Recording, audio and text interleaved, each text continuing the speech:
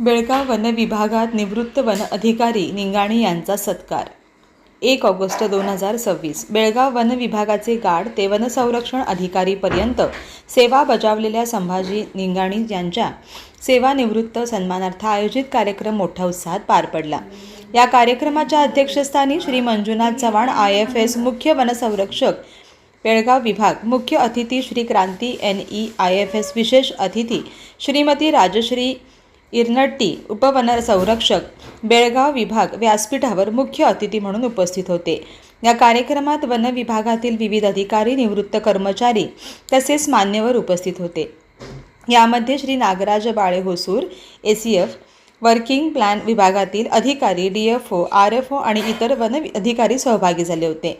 निवृत्त वन संरक्षण अधिकारी निंगाणी हे 31 जुलै 2026 संभाजी निंगाणी सेवानिवृत्त झाले. यानिमित्त यांचा वन विभागाच्या वतीने निरोप समारंभ आयोजित करण्यात आला होता. त्यानिमित्त वन विभागाच्या वतीने शाल, श्रीफळ, पुष्पगुच्छ देऊन सत्कार करण्यात आला. तसेच त्यांच्या वनसेवेतील योगदानाचा गौरव केला. उपस्थितांनी त्यांना पुढील आयुष्यासाठी शुभेच्छा दिल्या. त्यांनी 1 फेब्रुवारी 1985 रोजी वन खात्यात गार्ड या पदावर रुजू होऊन सेवेला सुरुवात केली होती. आपल्या सेवाकाळात त्यांनी खानापूर, जांबोटी, कणकुंबी, लोंढा, नागरगाळी, गोलीहल्ली, भीमगड सरकारी टिंबर डेपो, दांडेली, एडगुंदी तसेच इतर अनेक वनक्षेत्रामध्ये कार्य करत वनसंवर्धन, वन्यजीव संरक्षण आणि पर्यावरण संवर्धनासाठी उल्लेखनीय योगदान दिले आहे. कार्यक्रमात त्यांच्या दीर्घ आणि उत्कृष्ट सेवा कार्यास उपस्थित मान्यवरांनी गौरविले. वन विभागातील विविध अधिकारी, कर्मचारी, निवृत्त अधिकारी आणि नागरिक मोठ्या संख्येने यावेळी उपस्थित होते.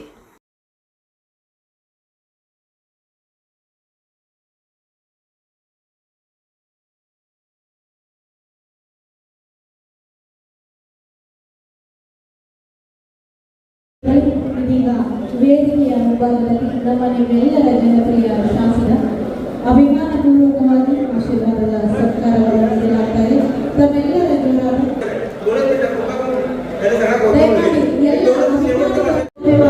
ಕಾರ್ಯಕ್ರಮಕ್ಕೆ ಇದೀಗ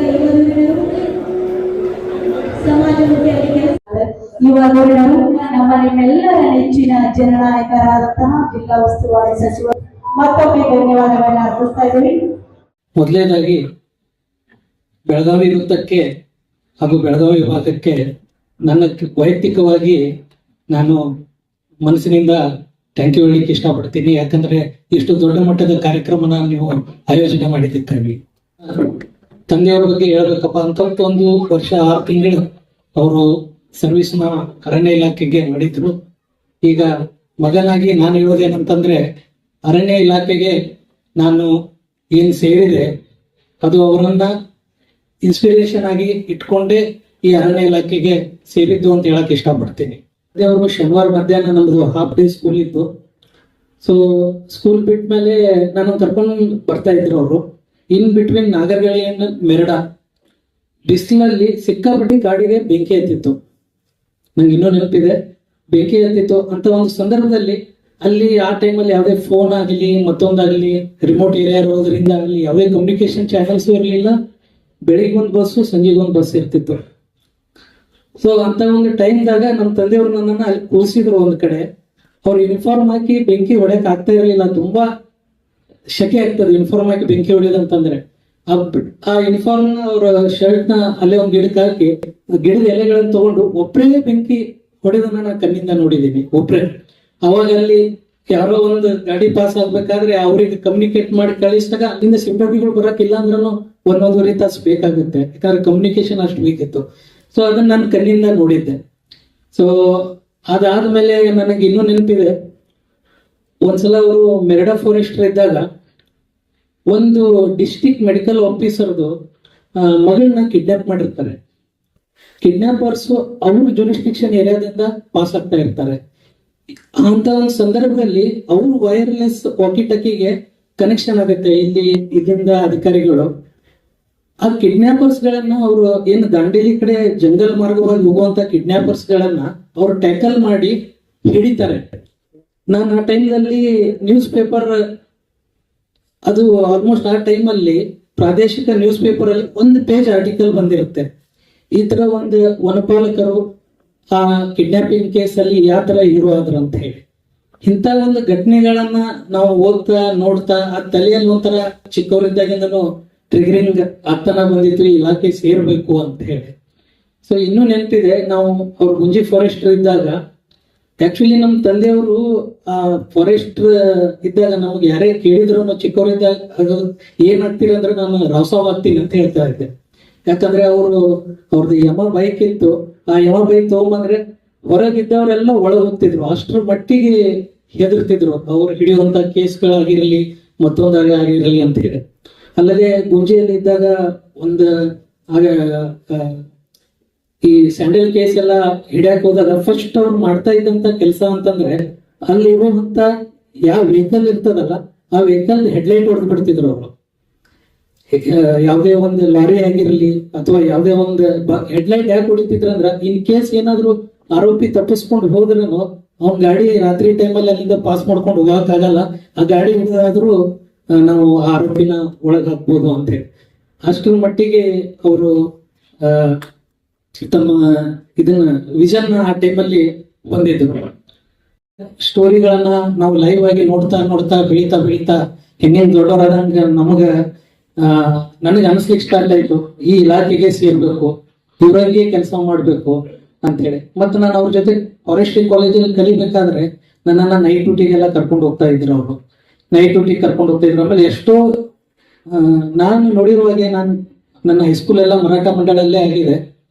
ಆಲ್ಮೋಸ್ಟ್ ಎಲ್ಲ ಹಳ್ಳಿಗೂ ಖಾನಾಪುರ ತಾಲೂಕಲ್ಲಿ ನಿಂಗಾನಿ ಅವ್ರು ಅಂದ್ರೆ ಯಾರಂತ ಹೇಳಿ ನಮ್ಮ ಕ್ಲಾಸ್ಮೇಟ್ಗಳೆಲ್ಲ ನಿಮ್ ತಂದೆಯವ್ರು ಹೊಸಬದಾರಲ್ಲ ಎಲ್ಲಾರು ಹಿಂಗ್ ಪರಿಚಯ ಅಂತ ಹೇಳಿ ಹೇಳ್ತಿದ್ರು. ಅಷ್ಟರ ಮಟ್ಟಿಗೆ ಖಾನಾಪುರ ತಾಲೂಕಿನಲ್ಲಿ ಅವ್ರದ್ದು ಪರಿಚಯ ಇದೆ.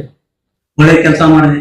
ನಾನು ಇವತ್ತಿಗೂ ನನ್ನ ಅಣ್ಣನವರಿಗೆ ನನಗೆ ಹಿರಿಯರಾದಂತ ಸ್ವರ್ಗೀಯ ಬಿ ನಾಡಗೌಡ ಸಾಹೇಬರು ನಾವು ಈ ಗಟ್ಟಿತನದಿಂದ ಕೆಲಸ ಮಾಡ್ಲಿಕ್ಕೆ ನಮಗೆ ಆಶೀರ್ವಾದ ಮಾಡಿದಕ್ಕೆ ನಾವು ಹೆಮ್ಮೆಯಿಂದ ಇಷ್ಟು ದೊಡ್ಡ ಒಳ್ಳೆಯ ಎತ್ತರಕ್ಕೆ ಬಂದು ನಿಂತಿದ್ದೇವೆ. ಬಿ ನಾಡಗೌಡ ಸಾಹೇಬ್ ಅಂತಂದ್ರೆ ರಾಜಮೋಹನ್ ರಾಯ್ ಸಾಹೇಬ್ RMD ಸಾಹೇಬರು ಇಲ್ಲಿ ಕಂದೋಟ ಸಾಹೇಬರಾಗಿದ್ರು, ನಾಡಗೌಡ ಸಾಹೇಬ್ ಬಿಯಪ್ಪ ಆಗಿದ್ರು. ಇವರು ಅವಾಗ ಬಹಳ ದೊಡ್ಡ ಕೆಲಸ ಮಾಡಿ ಸಾವಿರಾರು ಹೆಕ್ಟರ್ ಇಲ್ಲಿ ನಮ್ಮ ಕಾಕ್ತಿ ಏರಿಯಾದಲ್ಲಿ ಹಚ್ಕೊಂಡು ಬಿಡಿಸಿದ್ರು, ನಾವು ಬಿಡಿಸಿದ್ರು. ಅವಾಗ ನಮ್ಮ ಕೆಲಸವನ್ನ RMD ಸಾಹೇಬರು, ನಾಡಗೌಡ ಸಾಹೇಬರು, ಗುರುಪಾದಪ್ಪ ನಾಗಮಾರಪಳ್ಳಿ ಸಾಹೇಬರನ್ನ ಫಾರೆಸ್ಟ್ ನಲ್ಲಿ ಕರ್ಕೊಂಡು ಬಂದು ನಾಗರಗಾಳಿ ಗೊಲ್ಲೆಹಳ್ಳಿ ಎಲ್ಲ ತೋರಿಸಿದಾಗ ಸಾಹೇಬರಿಗಾಗಲಿ ನಮಗಾಗಲಿ ನಮಗೆ ಪ್ರಶಸ್ತಿ ಪತ್ರವನ್ನು ಕೊಟ್ಟು ನಮ್ಮ ಸರ್ವಿಸ್ ಪುಸ್ತಕದಲ್ಲಿ ಎಂಟ್ರಿ ಮಾಡಿದ್ರು. ಬಂತು ಇನ್ ಯಾಕೆ ಕೈ ಮಾಡಿದ ಅಂತ ಕೆಲವು ಮಂದಿ ಕ್ವಶನ್ ಮಾಡಿದ್ರು. ಯಾವ ದಿವಸ MGNRG ಸೆಂಟ್ರಲ್ ದಿಂದ ಟೀಮ್ ಬಂದು ಬರೋದಿತ್ತು ಬೆಳಿಗ್ಗೆ ಮುಂಜಾನೆ, ಆ ದಿವಸ ಬೆಳಗಿನ ಮುಂಜಾನೆ 3-4 ಆನೆಗಳ ಹಿಂಡು ಬಂದು ಆ ನೀರನ್ನು ಕುಡಿದು ಹೋಗಿ ಲದ್ದಿ ಹಾಕಿ ಹೆಜ್ಜೆ ಇತ್ತು. ಅವಾಗ ಅವ್ರು ಯಾರ ಇನ್ಸ್ಪೆಕ್ಷನ್ ಬಂದಿದ್ರು ಟೀಮ್ ಅದನ್ನು ನೋಡಿ ಫೋಟೋಗ್ರಾಫಿ ಮಾಡಿ ಇಂತ ಒಳ್ಳೆ ಕೆಲಸ ಮಾಡಿದ್ರಿ ನಿಮ್ ಇಲಾಖೆಯಿಂದ ಅಂತ ಹೇಳಿ ಅವಾಗಿನ ರಾಮಚಂದ್ರ ಸಾಹೇಬ್ರು ಗ್ರೂಪ್ ಕೌರ್ ಅವ್ರ CEO ಮೇಡಮ್ ಇದ್ರು. ಅವಾಗ ಇಲಾಖೆ ಟೋಟಲ್ ಈ ಬೆಳಗಾವಿ ಸರ್ಕಲ್ ಅಲ್ಲಿ MGNRG ಕೆಲಸಗಳನ್ನ ಮಾಡಿದಂತ ಒಂದು ಬುಕ್ಲೆಟ್ ಮಾಡಿ ಎಲ್ಲಾ ಆರೋಪಗಳು ಮಾಡಿದಂತ ಅವ್ರ ಫೋಟೋಗಳನ್ನ ಹಾಕಿ ಒಂದು ಕೈಪಿಡಿನ ಇಡೀ ಜಿಲ್ಲಾ ತುಂಬ ಮಾಡಿದ್ರು. ಅವಾಗ ಈ ಇಲಾಖೆಯಿಂದ ಮಾಡಿದಂತ MGNRG ಕೆಲಸಕ್ಕೆ ಇಡೀ ಭಾರತ ದೇಶದಲ್ಲಿ ಕರ್ನಾಟಕದಲ್ಲಿ ಬೆಳಗಾವಿ ಏನಂತೇಳಿ ತೋರಿಸಿಕೊಟ್ಟಂತ ಗ್ರೂಪ್ ಕೌರ್ ಅವರು ಮತ್ತು ನಮ್ಮ ರಿಟೈರ್ಡ್ ಆದಂತ ರಾಮಚಂದ್ರ ಸಾಹೇಬರ ಅಂತೇಳಿ ನಾನು ಹೆಮ್ಮೆಯಿಂದ ಹೇಳ್ತೀನಿ. ನಾನು ಬಂದ ದಿವಸ ನಮ್ಮ ಸಾಹೇಬರಿಗೆ, ಮಂಜುನಾಥ್ ಸಾಹೇಬರಿಗೆ ಹೋಗಿ ಭೇಟಿಯಾದೆ, ಕ್ರಾಂತಿ ಸಾಹೇಬ್ರಿಗೆ ಭೇಟಿಯಾದೆ, ವಿಶಾಲ್ ಪಾಟೀಲ್ ಸಾಹೇಬ್ ಭೇಟಿಯಾದೆ, ಕಿರಣಿ ಸಾಹೇಬ್ರಿಗೆ ಭೇಟಿಯಾದೆ. ಅಂದ್ರೆ ನಮ್ಮ ಡ್ಯೂಟಿ ಅದು. ಯಾಕಪ್ಪ ಅಂದ್ರೆ ನಾ DFO ಆಗಿದ್ದೇನೆ ಅಂತ ಹೇಳಿ ನಮ್ಗೆ ದೊಡ್ಡಸ್ತಿಕೆ ಅಲ್ಲ. ಯಾವ ಡಿವಿಷನ್ ನನಗೆ ತಾಯಿಯಾಗಿ ಅನ್ನ ಕೊಟ್ಟಿತ್ತು ಆ ಡಿವಿಷನದಲ್ಲಿ ನಾನು DFO ಅರಣ್ಯ ರಕ್ಷಕನಿದ್ದಾವ DFO ಆಗಿ ಬಂದಿದ್ದೇನೆ ಅನ್ನೋದು ನನಗೆ ಹೆಮ್ಮೆಯ ವಿಷಯ. ಯಾಕಂತಂದ್ರೆ ನೀವು ನನಗೆ ಇವತ್ತು ತೋರಿಸಿದಂತ ಪ್ರೀತಿ, ಎಲ್ಲಾರು ಇವತ್ತು ನನಗೆ ಟೈಮ್ ಆದ್ರೂ ನನ್ನನ್ನ ಕರೆದು ನೀವು ಮಾನ ಸನ್ಮಾನ ಮಾಡಿದ್ದನ್ನ ನಾನು ಯಾವತ್ತು ನನ್ನ ಈ ಜೀವ ಇರುವವರೆಗೆ ನಿಮ್ಮನ್ನು ನಾನು ಎಂದೂ ಮರೆಯಲಾರೆ. ನಾನು ಧನ್ಯವಾದ ಬೆಳಗಾವಿ ವೃತ್ತ ಬೆಳಗಾವಿ ವಿಭಾಗಕ್ಕೆ CCF ಸಾಹೇಬರಿಗೆ, ಕ್ರಾಂತಿ ಸಾಹೇಬರಿಗೆ, ವಿಶಾಲ್ ಪಾಟೀಲ್ ಸಾಹೇಬರಿಗೆ, ಇರ್ನಟ್ಟಿ ಮೇಡಮ್ಗೆ, ನಾನು ಬೆಳಗಾವಿ ಆರೋಪರಾದಂತ ನಮ್ಮ ಪ್ರಶಾಂತ್ ಗುರಾಣಿ ಅವರಿಗೆ, FMS ನಮ್ಮ ಪ್ರಶಾಂತ್ ಮುನ್ಸೂಳಿ ಅವರಿಗೆ, ಹಾಗೆ ನಾಗರಾಜ್ ಬಾಳೆವಸರ್ ಅವರಿಗೆ, ಬಸವರಾಜ್ ವಾಳದ್ ಅವರಿಗೆ, ನಮ್ಮ ಪ್ರಸನ್ನ ಸುಬೇದ್ ಅವರಿಗೆ, ಶಿವಾನಂದ್ ಮಗದುಮ್ ಅವರಿಗೆ, ಇನ್ನು ಉಳಿದ ನಮ್ಮ ಸ್ಪಾಡ್ ಧಾರವಾಡ ECF ಮಿಗ್ನಾ ಮೇಡಮ್ ಅವರಿಗೆ, ಇನ್ನು ಉಳಿದಂತ ಎಲ್ಲ ಇವರೆಲ್ಲ ಅನ್ನೋದೇ ನಮ್ಮ ರಿಟೈರ್ಡ್ AY ಪಾಟೀಲ್ ನಮ್ಮ ಮಿತ್ರರು, ಅವರು ನಮ್ಮ ಜೊತೆಗೆ ಕೆಲಸ ಮಾಡಿದರು, ಕರಡಿ ಅವರು, ಆಮೇಲೆ ಎಚ್ ಬಿ ಪಾಟೀಲ್ ಇವರಿಗೆಲ್ಲರಿಗೂ ತುಂಬಾ ಆಶೀರ್ವಾದದಿಂದ ನಾನು ದೊಡ್ಡವನಾಗಿದ್ದೀನಿ ಅಂತ ಹೇಳಿ ಹೆಮ್ಮೆಯಿಂದ ಹೇಳಿ ನಾನು ಮಾತಿಗೆ ವಿರಾಮ ಹೇಳ್ತೀನಿ. ಜೈ ಹಿಂದ್. ನಿಂಗಾಣಿಯವರು 41 ವರ್ಷ ಸೇವೆ ಸಲ್ಲಿಸಿ ನಿವೃತ್ತರಾಗ್ತಾ ಇದ್ದಾರೆ. ಈ ಒಂದು ಕಾರ್ಯಕ್ರಮದಲ್ಲಿ ಹಲವಾರು ಅಧಿಕಾರಿ ಮತ್ತು ಸಿಬ್ಬಂದಿಗಳು ಮಾತನಾಡಿದರು. ಕ್ರಾಂತಿ ಸಾಹೇಬರು ಏನ್ ನಮ್ಮ ನದಾಫ್ ಇಷ್ಟೆಲ್ಲ ಹೇಳ್ಬಿಡಿದಂಗ ಸರ್ ನನ್ಗೇನು ಹೇಳಲಿಕ್ಕೆ ವಿಷಯಗಳನ್ನೇ ಇಟ್ಟಿಲ್ಲ ಅಂತ ಹೇಳಿದರು. ನದಾಫ್ ಭಾಷಣ ಆಯ್ತು, ಬಟ್ ನಂತರ ನಿಂಗಾಣಿಯವರ ಭಾಷಣ ಆದ್ಮೇಲೆ ನನಗೇನು ವಿಷಯ ಇಲ್ದಂಗ ಆಗಿದೆ. ನಿಜವಾಗ್ಲೂ ಅವರ ಒಂದು ಲೈಫ್, ಅವ್ರ ಜೀವನ, ಅವರು ಸೇವೆಗೆ ಸೇರಿದ್ರ ಬಗ್ಗೆನೂ ಹೇಳಿದ್ರು. ಯಾವ ರೀತಿ ಅವರ ತಂದೆಯವರಿಗೆ ತೊಂದರೆ ಆಯ್ತು, ಆ ತೊಂದರೆ ಆಗಿದ್ರಿಂದ ಅವರಿಗೆ ಸರ್ಕಾರಿ ನೌಕರಿ ಸಿಕ್ತು ಅನ್ನುವಂಥದ್ದನ್ನ. ಇದನ್ನು ನಾವು ನೋಡಿದ್ರೆ ಯಾವುದೋ ಒಂದು ಫಿಲ್ಮ್ ಸ್ಟೋರಿ ಇದ್ದ ಹಾಗೇನೆ. ಆಮೇಲೆ ಅವರು ಬೀಟ್ ಗಾರ್ಡ್ ಆಗಿ, ಅಂದ್ರೆ ಅವಾಗ ಫಾರೆಸ್ಟ್ ಗಾರ್ಡ್ ಅಂತಿದ್ವಿ, ಬೀಟ್ ಗಾರ್ಡ್ ಅಂತಿದ್ವಿ. ಸೊ ಬೀಟ್ ಗಾರ್ಡ್ ಆಗಿ ಸೇವೆಗೆ ಸೇರಿ ನನ್ನ ಒಂದು ನಾಲೆಜ್ ದಲ್ಲಿ ಮೋಸ್ಟ್ಲಿ DFO ಆಗಿ ರಿಟೈರ್ ಆಗ್ತಾ ಇರೋದು ಮೋಸ್ಟ್ಲಿ ಇವರೇ ಅಂತ ಅನ್ಸುತ್ತೆ ನನಗೆ. ಬೇರೆ ಯಾರಾದ್ರೂ ಆಗಿದ್ದಾರೆ ಅನ್ನೋ ನನ್ ಗಮನಕ್ಕಿಲ್ಲ. ಬಟ್ ಬೀಟ್ ಗಾರ್ಡ್ ಆಗಿ ಸೇವೆಗೆ ಸೇರಿ, ಅದು ಮತ್ತೆ ವಿಶೇಷತೆಯನ್ನು ನೋಡಿದ್ರೆ ಅವರು ಎಲ್ಲಿ ಯಾವ ಕಚೇರಿಯಲ್ಲಿ ಅವರಿಗೆ ಅಪಾಯಿಂಟ್ಮೆಂಟ್ ಆರ್ಡರ್ ಕೊಟ್ಟರು, ಪ್ರಾಬಬ್ಲಿ ಅವರು ಈ ದಿವಸ ಇಲ್ಲಿ ಬಂದು ಇಲ್ಲಿ ನಿವೃತ್ತಿ ಆಗುತ್ತಿದ್ರು ಅನ್ನುವಂಥದ್ದು ಮುಂಚಿತವಾಗಿಯೇ ಫಿಕ್ಸ್ ಆಗಿತ್ತೇನೋ. ಯಾಕಂದ್ರೆ ಆ ಒಂದು ಕಚೇರಿ ಟೆರಿಟೋರಿಯಲ್ ಡಿವಿಷನ್ ಇತ್ತು ಹಿಂದೆ. ಟೆರಿಟೋರಿಯಲ್ DCF ಅವರಲ್ಲಿ ಕೂಡ್ತಿದ್ರು. ಅವನಿ ಕುಮಾರ್ ವರ್ಮಾ ಸಾಹೇಬರು ಆ ಚೇಂಬರ್ ಅಲ್ಲಿ ಕುತ್ಕೊಂಡಿದ್ರು. ಆ ಚೇಂಬರ್ ದಲ್ಲಿ ಆ ದಿವಸ ಅವರಿಗೆ ಅಪಾಯಿಂಟ್ಮೆಂಟ್ ಆರ್ಡರ್ ಅನ್ನ ಕೊಟ್ಟಿದ್ದಾರೆ. ಕಳೆದ ವರ್ಷ ಕೃಷ್ಣು, ನಾಗರಾಜು ಮತ್ತೆ ಶಿವರುದ್ರಪ್ಪ ಇವರೆಲ್ಲ ಸೇರಿ ಸರ್ ಈ ಮೇಲಿನ ಪೋರ್ಷನ್ ಅನ್ನು ವೈಡ್ ವರ್ಕಿಂಗ್ ಪ್ಲಾನ್ ಗೆ ಬಿಟ್ಕೊಡೋಣ, ಸ್ಕ್ವಾಡ್ ಅನ್ನ ಅಲ್ಲಿಗೆ ಶಿಫ್ಟ್ ಮಾಡೋಣ ಅಂತ ಶಿಫ್ಟ್ ಮಾಡಿದ್ದಕ್ಕೆ ಅವ್ರು ಸ್ಕ್ವಾಡ್ DFO ಆಗಿ ಅಲ್ಲೇ ಬಂದು ಅದೇ ಕುರ್ಚಿಯಲ್ಲಿ ಕುತ್ಕೊಂಡು ಅವರು DFO ಆಗಿ ಪ್ರಮೋಷನ್ ಆಗ್ತಾರೆ ಮತ್ತು ಅವರು ಸೇವಾ ನಿವೃತ್ತಿಯನ್ನು ಕೂಡ ಅದೇ ಕುರ್ಚಿಯಿಂದ ಸೇವಾ ನಿವೃತ್ತಿನೂ ಕೂಡ ಆಗ್ತಾ ಇದೆ. ಮೋಸ್ಟ್ಲಿ ಯಾವ ರೀತಿ ಅದು ಒಂದು ಡೆಸ್ಟಿನಿ, ಅವರು ಸೇವೆ ಪ್ರಾರಂಭ ಮಾಡಿದ ಸ್ಥಳದಲ್ಲಿ ಇದನ್ನು ಕೂಡ ಮೋಸ್ಟ್ಲಿ ರೇರ್. ಈ ರೀತಿ ಯಾರಿಗೂ ಅಂತ ಅವಕಾಶ ಸಿಗ್ಲಿಕ್ಕಿಲ್ಲ ಅಂತ ಅನ್ಸುತ್ತೆ. ಸೊ ಅವರು ಒಂದು wild spectrum, right from guard DCF ವರೆಗೆ ಎಲ್ಲಾ ಹುದ್ದೆಗಳಲ್ಲಿಯೂ ಕೂಡ ಕೆಲಸ ಮಾಡ್ಲಿಕ್ಕೆ ಅವರಿಗೆ ಅವಕಾಶ ಸಿಕ್ಕಿದೆ. ಎಲ್ಲಾ ಹುದ್ದೆಗಳಲ್ಲಿಯೂ ಕೂಡ ಅಚ್ಚುಕಟ್ಟಾಗಿ ಕೆಲಸ ಮಾಡಿದ್ದಾರೆ. ಅವರು ಹೇಳಿದ್ರು, ನೀವು ಕೂಡ ಹೇಳಿದಿರಿ, ಅವ್ರು ಯಾವ ರೀತಿ ಅವರ ಕರ್ತವ್ಯದ ದಿನಗಳು ಇದ್ದವು ಅನ್ನೋದನ್ನ. CB ಪಾಟೀಲ್ ಅವರು ಹೇಳ್ತಾ ಇದ್ರು, ಈಗ ಅವ್ರ ತಂದೆಯವರು, ಅವರು ಮತ್ತೆ ಅವ್ರ ಮಗ ಸೇರಿ ಇಲಾಖೆಗೆ ಸಮಯ ಕೊಟ್ಟಿದ್ದಾರೆ. ಅವ್ರ ಮೊಮ್ಮಗನು ನಾಳೆ ಇಲಾಖೆಗೆ ಸೇರಬಹುದು ಅನ್ನುವಂಥದ್ದು. ಈಗ FRA ದಲ್ಲಿ 3 ಜನರೇಷನ್ ಅಂತ ಹೇಳ್ತಾ ಇದ್ದಾರೆ. 3 ಜನರೇಷನ್ 75 years. ಮೋಸ್ಟ್ಲಿ ಇನ್ನೊಂದಿಷ್ಟು ದಿವಸಕ್ಕೆ ಈಗ ಆಲ್ಮೋಸ್ಟ್ ಈಗ 60 years ಆಯ್ತು. ನಾವು ನಿಮ್ ತಂದೆಯವ್ರದ್ದು ಒಂದು 15 ವರ್ಷ, ಇನ್ನೊಂದು 42 ವರ್ಷ, 60 ಸಮೀಪ ಬಂದಿದ್ದಾರೆ. ಸೊ ಇನ್ನೊಂದು 15 ವರ್ಷಕ್ಕೆ ಅವರು ನಿಂಗಾಣಿಯವರು ಇದ್ದಾಗ ಒತ್ತುವರಿ ಆಗಿದ್ರೆ ಅದನ್ನ ನಾವು ಅರಣ್ಯ ಹಾಕಿ ಕೊಡಬಹುದು ಅಂತ. ಹಿರಿಯರ ಹೇಳಿಕೆ ಮೇಲೆ ಕೊಡ್ಲಿಕ್ಕೆ ಅವಕಾಶ ಇದೆ. ಸೊ ಅವಾಗ ಅವರು ಸೀನಿಯರ್ ನಿಂಗಾಣಿ ಅವರು ಇದ್ದಾಗ ಒತ್ತುವರಿ ಆಗಿರ್ತೀವಿ ಅಂತಂದ್ರೆ ಆ ಜಮೀನನ್ನು ನಾವು ಅರಣ್ಯ ಕಾಯ್ದೆ ಅಡಿಯಲ್ಲಿ ಬಿಟ್ಕೊಡ್ಬಹುದೇನೋ ಅಂತ. ಸೊ ಆ ರೀತಿಯ ಒಂದು ಸಂಬಂಧ ಅವ್ರದ್ದು ಇಲಾಖೆ ಜೊತೆಗಿದೆ. ಅವರ ಕುಟುಂಬದ ಇಲಾಖೆಗೋಸ್ಕರ ಅವ್ರ ತಂದೆಯವರು ಅವರ ಪ್ರಾಣವನ್ನೇ ಕೊಟ್ಟಿದ್ದಾರೆ. ಅವರು 42 ವರ್ಷ ಕೊಟ್ಟಿದ್ದಾರೆ. ಅವ್ರ ಮಗನು ಕೂಡ ಈಗ ಇಲಾಖೆಯಲ್ಲಿ ಕೆಲಸ ಮಾಡ್ತಾ ಇದ್ದಾನೆ. ಅವರು ಮಾತನಾಡ್ತಾ ಹೇಳಿದ್ರು, ಯಾವ ರೀತಿ ನಮ್ಮ ಕರ್ತವ್ಯದ ಪರಿಸ್ಥಿತಿಗಳು ಇದ್ದು, ಅವಾಗಿನ ಏನು ಕಂಡೀಷನ್ಸ್ ಇತ್ತು, ಯಾವ ರೀತಿ ಕರಡನ್ನು ಹಿಡಿತಿದ್ವಿ, ಏನ್ ಫೆಸಿಲಿಟೀಸ್ ಇತ್ತು, ಅದನ್ನೆಲ್ಲ ಹೇಳಿದ್ರು. ತಂದೆ ಪ್ರಾಣವನ್ನ ತ್ಯಾಗ ಮಾಡಿದ್ರು. ಅದೇ ಇಲಾಖೆಗೆ ಅವ್ರು ಸೇರಿ ಅವರು ಕೂಡ 41 ವರ್ಷ ನಿಷ್ಠೆಯಿಂದ ಸೇವೆ ಸಲ್ಲಿಸಿ ಇವತ್ತು ನಿವೃತ್ತರಾಗ್ತಾ ಇದ್ದಾರೆ. ಅವ್ರ ಮಗನಿಗೆ ಸೇರಿ ಅವರನ್ನು ಒಳಗೊಂಡಂತೆ ನಾನು ಹೇಳ್ತೀನಿ, ನಾವೆಲ್ಲರೂ ಹಿಂದಿನವರು ಮಾಡಿದ್ದು, ಹಿಂದಿನವರು ಏನು ನಮ್ಮ ಡ್ಯೂಟಿಗೆ ಪ್ರಾಮುಖ್ಯತೆ ಕೊಡ್ತಾ ಇದ್ರು, ಅದು ಅನ್ಫಾರ್ಚುನೇಟ್ಲಿ ನಮ್ಮಲ್ಲಿ ಸ್ವಲ್ಪ ಕಡಿಮೆ ಆಗ್ತಾ ಇದೆ.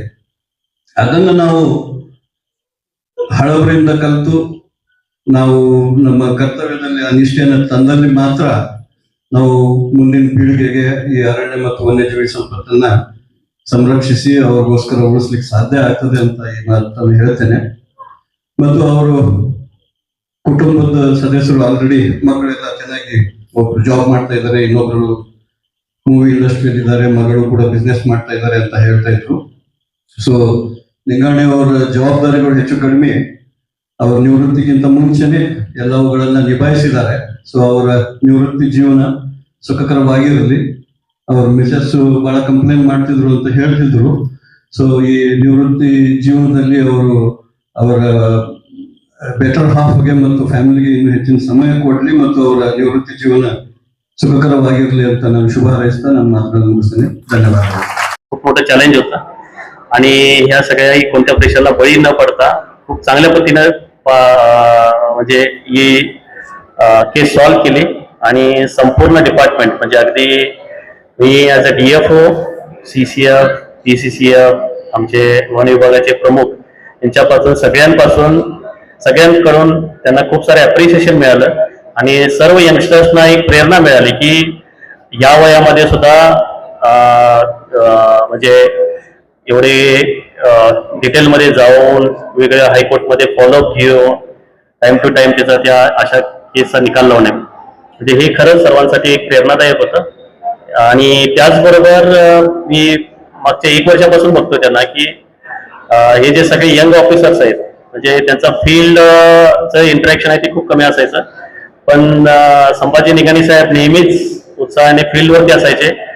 ऑफिस बरोबर फील्ड म्हणजे दररोज सकाळीपासून संध्याकाळपर्यंत फील्ड राहणं, सगळ्यांतल्या अगदी फॉरेस्ट डिपार्टमेंटमधल्या शक्ती शेवटच्या वॉचर, फॉरेस्ट गार्ड यांच्यापर्यंत संवाद साधणं, त्यांच्याकडून काहीतरी शिकणं, त्यांना अप्रिसिएशन देणं आणि एक उभारी देणं आणि डिपार्टमेंटच्या प्रती एक चांगलं काम करणं हे सगळ्यांसाठी एक प्रेरणादायी होतं आणि एक प्रेरणेचा स्रोत म्हटलं तर काय वावगं ठरणार नाही.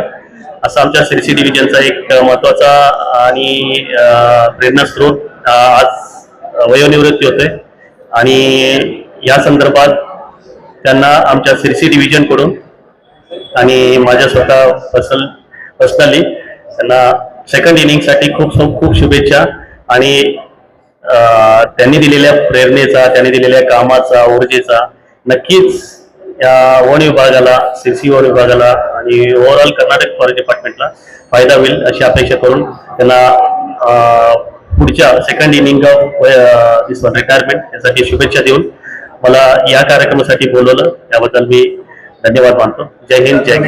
ಗೌರವವನ್ನ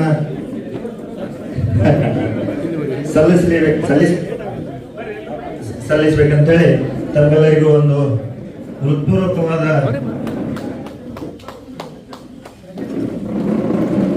ವಿನಂತಿಯನ್ನ ತಮ್ಮೆಲ್ಲರಿಗೆ ಮಾಡ್ತೇನೆ. ಮಾನ್ಯರು, ಅವರ ಸೇವೆ ಒಂದು ಸುಗಮ ಹಾದಿ ಇರಲಿಲ್ಲ, ಬಹು ಕಷ್ಟದ ಹಾದಿ. ಅಂತಹ ಹಾದಿಯಲ್ಲಿ ತಮ್ಮ ಜೀವನ ಪಥವನ್ನು ಸಾಗಿಸಿ ಅರಣ್ಯ ಇಲಾಖೆಗೆ ಮಾದರಿಗಳಾಗಿ, ಕುಟುಂಬಕ್ಕೆ ಬೆನ್ನೆಲುಬಾಗಿ ನಿಂತು ಸಮಾಜದಲ್ಲಿ ಒಬ್ಬ ಉತ್ತಮ ಜೀವಿಯಾಗಿ ಬದುಕಿ ಸಾರ್ಥಕ ಸೇವೆಯನ್ನು ಇವತ್ತು ಪೂರ್ಣಗೊಳಿಸಿದ್ದಾರೆ. ಅವರಿಗೆ ನಮ್ಮೆಲ್ಲರ ಪ್ರೀತಿ ಗೌರವವೇ